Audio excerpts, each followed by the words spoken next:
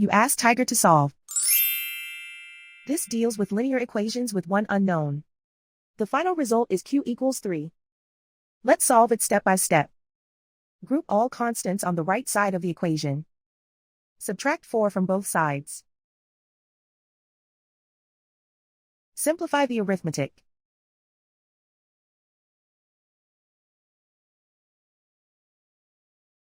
Isolate the q. Divide both sides by 5. Simplify the fraction. Find the greatest common factor of the numerator and denominator. Factor out and cancel the greatest common factor. And so the final result is q equals 3.